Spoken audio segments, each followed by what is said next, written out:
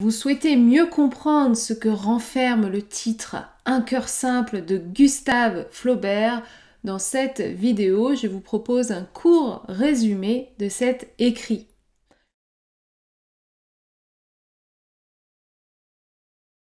Bonjour, je m'appelle Mylène. J'anime un club de lecture destiné aux apprenants de la langue française. Si vous souhaitez découvrir d'autres conseils de lecture, alors abonnez-vous à cette chaîne. Un cœur simple de Gustave Flaubert a été publié en 1877. C'est un récit assez court, on peut considérer comme étant plutôt une nouvelle. Dans cette nouvelle, on va découvrir l'histoire de Félicité. Alors l'histoire se passe peu après 1810, en Normandie. Félicité va être déçue à cause d'un garçon qui va choisir d'épouser une vieille tante fortunée parce que elle, elle n'a pas de bien. Elle va devoir trouver du travail et puis elle va travailler auprès de Madame Aubin qui est une veuve qui a 2 enfants. Félicité, elle va accorder beaucoup d'importance tout d'abord aux enfants de Madame Aubin, puis à Madame Aubin, puis à une famille de pêcheurs et enfin au perroquet Loulou. L'amour que souhaite transmettre Félicité va passer d'une personne à l'autre. Ce ne sera pas un amour constant malheureusement puisque les différents personnages évoluent également. Mais on peut dire qu'elle finit par trouver le véritable amour, la tendresse et la communion grâce à ce fameux perroquet Loulou. Alors Félicité, vous l'avez bien compris, c'est une femme dévouée, simple, timide, humble, peut-être trop humble, une femme qui va mettre sa propre vie de côté pour se consacrer aux autres. Elle ne va pas chercher à se marier par la suite, à avoir sa propre vie à elle. Elle va vraiment dédier son temps et son énergie pour les autres et ce durant toute sa vie. Et elle va vivre en quelque sorte par procuration puisqu'elle va goûter les miettes de bonheur chez les autres.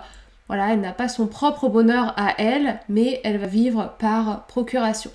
Alors ce que j'aime moi dans cet écrit, c'est qu'il décrit de manière très simple le quotidien en Normandie au début du 19e siècle. Voilà, les descriptions sont très réalistes, sont très percutantes. Étant moi-même normande, j'ai très bien reconnu ces paysages et également cette ambiance au sein de cette famille ou entre les différents personnages. Gustave Flaubert arrive très bien en effet à nous décrire ce milieu social, à nous décrire les relations entre les personnages et ce de manière très simple. Il n'y a pas énormément d'action à l'intérieur, c'est pour ça que je considère que c'est plutôt une nouvelle. Il n'y a pas énormément de personnages non plus, mais on ne voit pas le temps passer à la lecture de cet écrit, voilà, qui est simple. On compatit avec Félicité, avec cette femme, avec les choix de cette femme. On a envie qu'elle trouve le bonheur à elle, qu'elle ait sa propre vie à elle. On est déçu en même temps qu'elle lorsque les enfants partent, lorsque tel ou tel personnage va partir également sans trop vous dévoiler. Je vous propose maintenant de vous lire un petit extrait.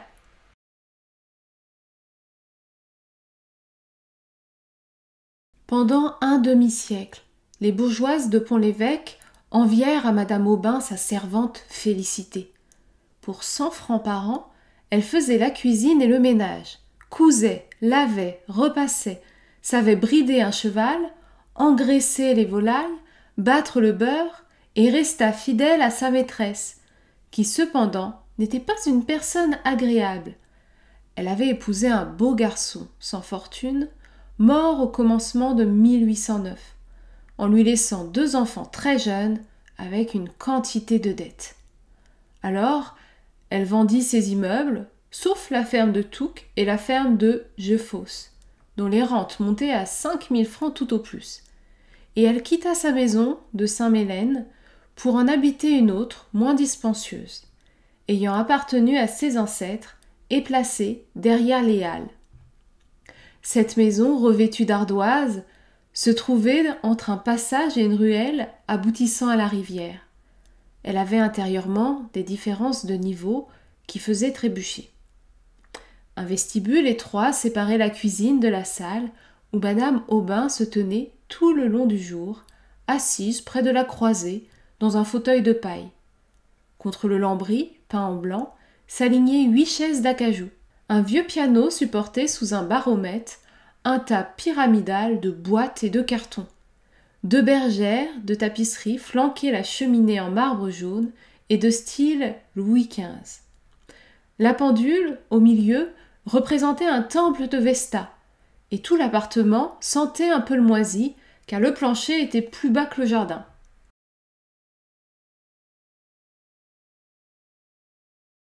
Quand elle avait fait à la porte une génuflexion, elle s'avançait sous la haute nef, entre la double ligne des chaises, ouvrait le banc de Madame Aubin, s'asseyait et promenait ses yeux autour d'elle.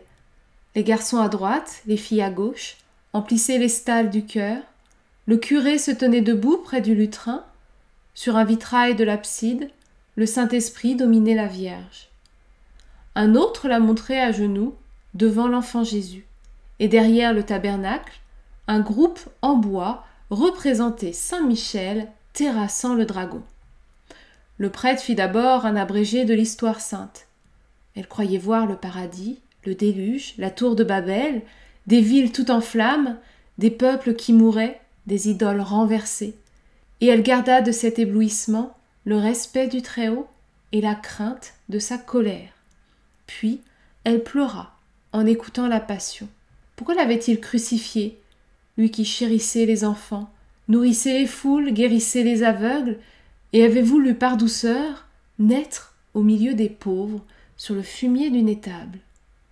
Les semailles, les moissons, les pressoirs, toutes ces choses familières dont parle l'Évangile, se trouvaient dans sa vie. Le passage de Dieu les avait sanctifiés. Et elle aima plus tendrement les agneaux par amour de l'agneau, les colombes à cause du Saint-Esprit. Enfin, si vous voulez être sûr d'avoir bien compris ce qui a été dit, je vous propose un test de compréhension.